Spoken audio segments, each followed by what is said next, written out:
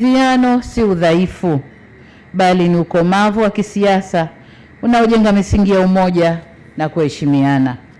Ni ishara kwamba viongozi wanaweza kutofautiana kwa hoja, lakini wakakubaliana katika mambo ya msingi ya uendeshaji wa nchi, kujali maslahi na ustawi wa wananchi na nchi kwa ujumla.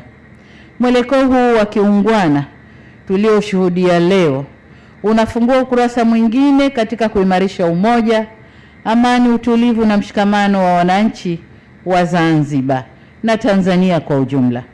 Hakika jitihada hizi zinapaswa kuendelezwa na kuenziwa.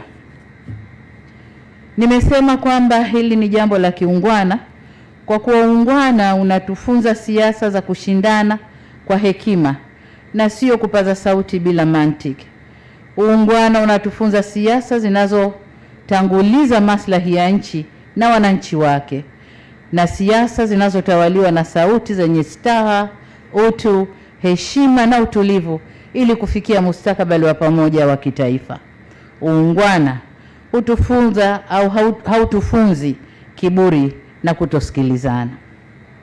Wananchi wetu hawahitaji vurugu wala mivutano ya kisiasa isiyoisha. Wananchi wetu wanahitaji amani, usalama na utulivu. Shauku ya wananchi wote bila kujali vyama vyao ni kuona serikali ikiwapa huduma bora za kijamii, ikiimarisha shughuli zao za kiuchumi na kukuza ajira katika mazingira yenye ustawi. Kazi ambayo kwa hapa Zanzibar imetekelezwa vyema chini ya serikali ya umoja wa kitaifa katika miaka iliyopita.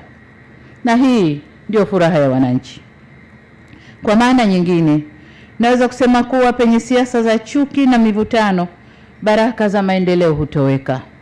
Lakini penye siasa za staha na maridhiano, maendeleo hupata nafasi na kuchanua.